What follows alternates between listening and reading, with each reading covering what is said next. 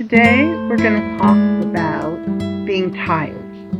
So, the idea for this video came to me because now it seems like that so many people are talking about being tired. It doesn't matter how young they are, it doesn't matter how old they are, it doesn't matter what, status in life they have. It really is indiscriminate.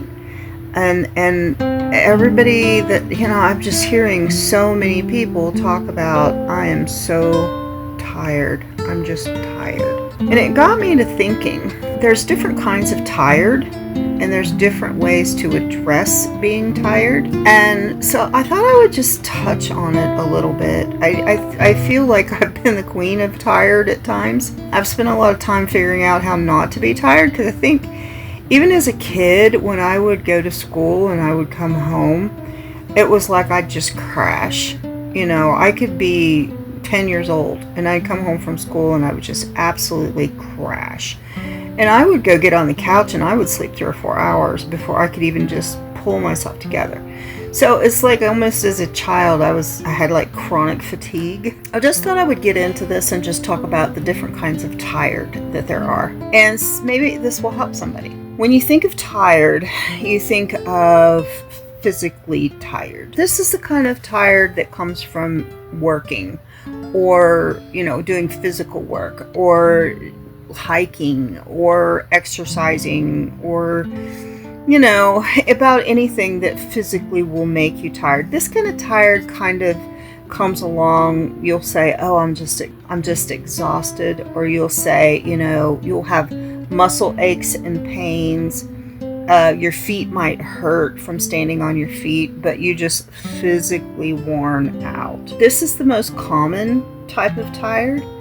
And I just want to say that if you're physically tired and it's the normal kind of tired, it is normal. You should be tired after a long day at work. It's perfectly normal. It doesn't mean you're sick. If you work and you get tired and then you go to bed and you sleep all night and you wake up refreshed, that's a good sign that you're healthy, because it is absolutely normal to get tired when you work.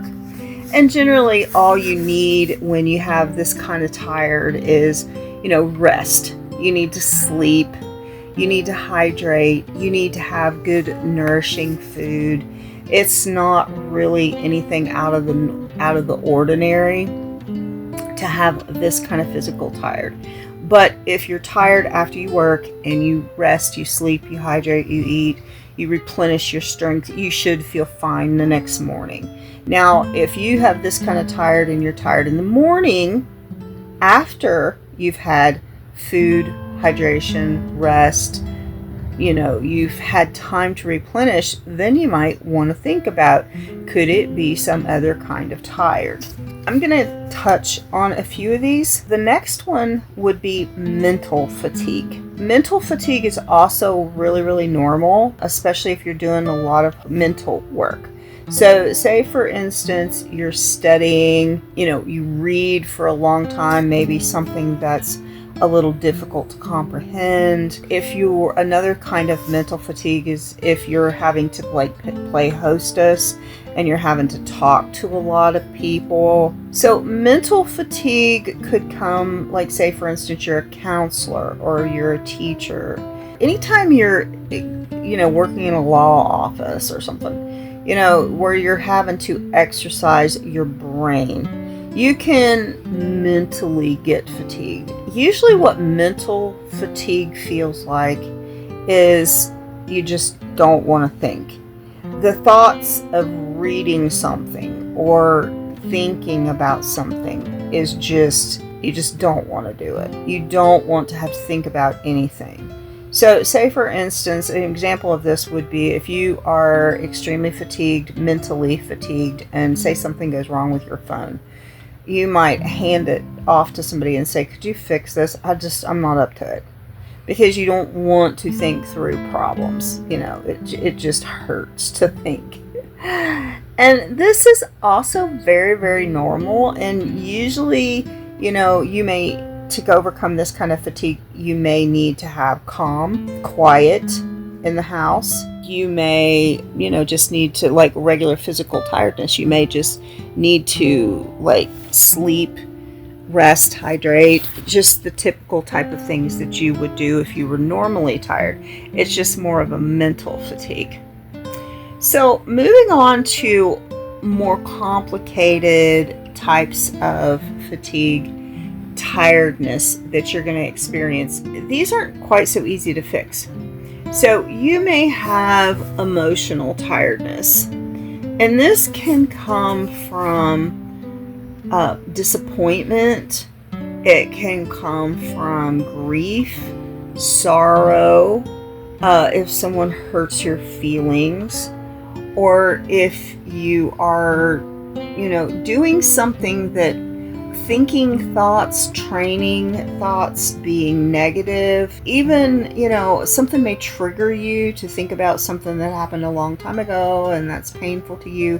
But you can, if you are going through an extended period of having this type of, sorrow, sadness, grief, or whatever, you can become emotionally tired. What this feels like is that it feels very hopeless. If you are emotionally fatigued or emotionally tired, you may feel hopeless. You may feel like you're never going to get better. It's very disheartening. You may decide that you don't want to do anything. It can link up with depression, so that you just like, I just don't want to go out. It's a rather sad type of tired, but it may express itself in such a way that you want to sleep a lot. You don't want to do anything. You don't want to put forth extra effort. You feel depressed. Yeah, this is an emotional tired. And really, the best thing for emotional tiredness is to actually have self-care. It may be difficult to actually do this because, say you are emotionally tired because you're sad over the death of a loved one or a breakup or something like that, and you're clinging to the memory of someone, or, something's happened that is causing you to hang on to a person, place, or thing. You may not necessarily want to get rid of this, because if you psychologically, your mind may be saying, okay, if you get over this person, place, or thing, then that means you're never going to get them back, or it's never going to be the same, or something like that. So you may actually resist getting rid of this kind of tiredness, this kind of emotional fatigue, because by hanging on to it, you're hanging on to the person, place, or thing. If you realize that this is what's going on, the best thing that you can do is self-care. Now, it could be, and you think of self-care as like taking a bath, washing your hair, getting your hair done, or your nails done, or something like that. It can be that, but it can also be something that is building you up. Say, for instance, you just love to go to a certain restaurant, or you just you feel really sanguine in the presence of some friend. Say, for instance, there's a certain television show that gives you nostalgia, makes you feel good. Whatever makes you feel better is, quote, self-care. And generally, this kind of emotional tiredness can be overcome by self-care in some form. Getting rid of emotional tiredness is a lot more difficult because, it comes in waves. Like grief comes in waves. You may feel pretty good about something for a while, and then all of a sudden this wave comes over you that makes you feel miserable again. You have to keep working at it. But trust me, if you continue to love yourself and give yourself that cup of hot chocolate, that favorite book, whatever it is, give yourself that self-care. And if you have people around you that love you, get them on board. It will help them. The next one that I'm going to go into is quite interesting. I am a person that is an achiever. I want to get stuff done. I am happiest when I see I am making progress in something. I am easily made bored. If I'm not busy actively doing something, making something happen, being an achiever, I can get bored. For instance, I get sick. I've got a bad cold and I'm not capable of doing what I normally am doing. And so I'm resting a lot. I'm convalescing, trying to get over the cold. And then things kind of fall behind. And then even if I get over the cold, I'm kind of behind for several weeks on my work. And the boredom that I'm feeling makes me not want to do anything. So then it becomes even worse.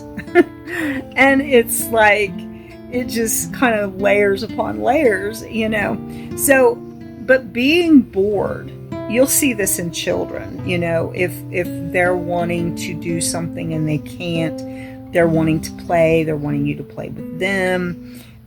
Say, for instance, a friend of yours is just lackluster. They're not wanting to get out and do anything. It could very be that they're bored. Because when you're bored and you can't satisfy that need for activity, then oftentimes you'll just go to bed or sit and scroll on your phone. It's not that you're truly tired in a physical or even an emotional sense, but you're so bored that all of your senses shut down, so you just go to bed. You just sleep. Or you just sink into a movie or sink into scrolling on your phone or whatever. And it can feel like you're tired because you're like, what is wrong with me? Why don't I just get up and go take a walk? Why don't I just get up and do my work? And then you just feel the sinking thing come over you and you're like, because I don't feel like it. And then you'll think, I'm just tired. I'm just so tired. When really what's wrong is that you do need the activity. So a lot of times you'll say, oh, I'm just not motivated. I have no motivation. Well, sometimes it's not motivation. It's momentum. You need that inertia to actually get up and move. And then when you actually start moving, then you no longer, you've got a little momentum going, you're starting to feel a little bit better, and you just push into that thing until you get busy, started on some kind of project.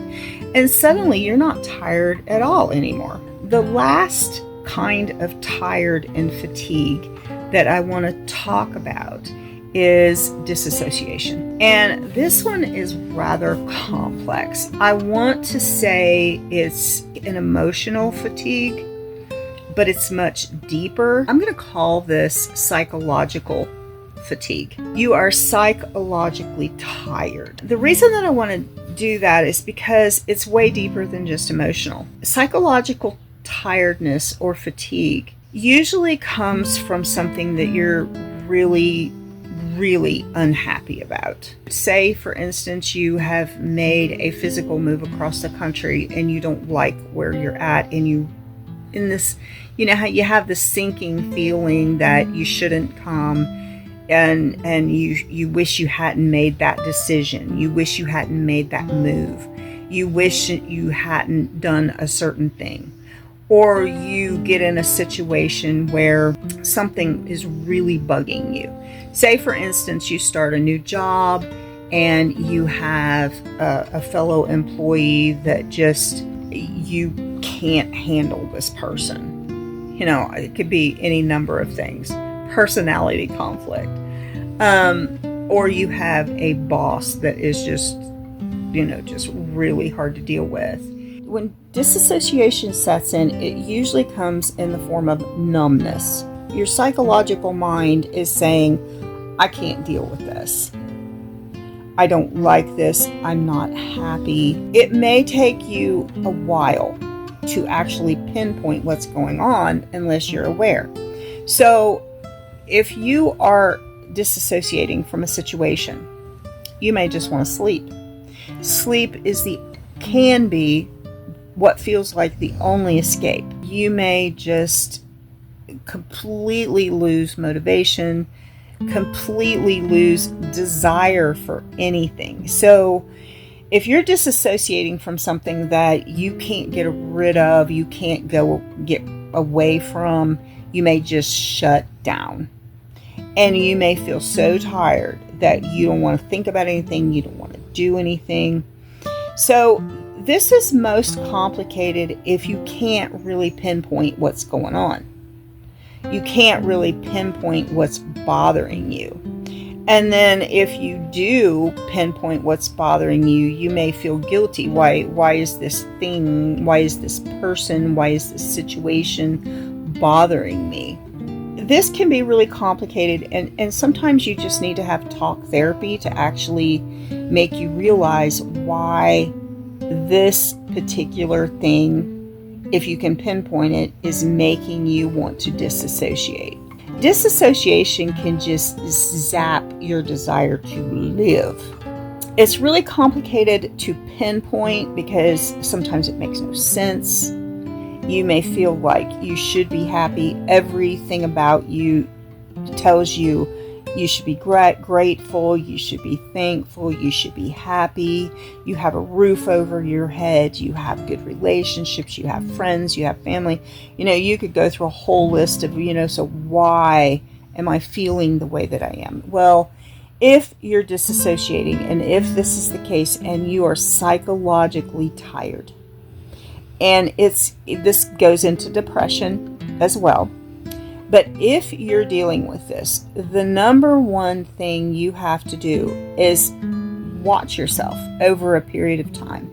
So if a person walks in the room and you catch yourself going to another room because you don't want to be in that room with that person, or if a television show comes on, or if a situation happens, watch your emotions, watch your feelings, and really try to hone in on the things that are aggravating you, triggering you, making you upset. Because once you pinpoint the actual problem, the actual thing, it could be something that, maybe you shouldn't be aggravated over. It may go really deep.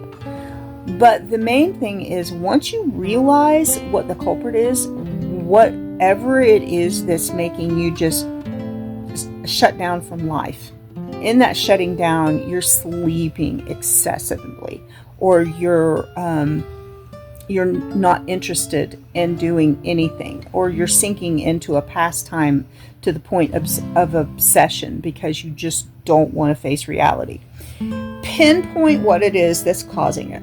Now, this second part is difficult. You have to get to the point where you're saying, okay, this thing is really bothering me. This thing is shutting me down. This thing is zapping all of my energy. It's making me tired. I'm dissociating from it. And then, oddly enough, the way to get over this is to actually confront it. So if it's a person and they're doing a particular thing that's hurting your feelings or making you feel bad, you need to confront it or them. Not in an aggressive, angry, bad way. No, you don't want to do that. But what you do want to do is face it yourself. And then, if it's a person that loves you, say it's a family member and they love you, if this person is just doing something that's depressing you, or, with husbands and wives, sometimes he's not giving you enough attention, or you're not giving him enough attention, or you have a discrepancy in things you love to do, so you're not spending enough time together. It could be a million things, but you need to admit it, face it, and confront it.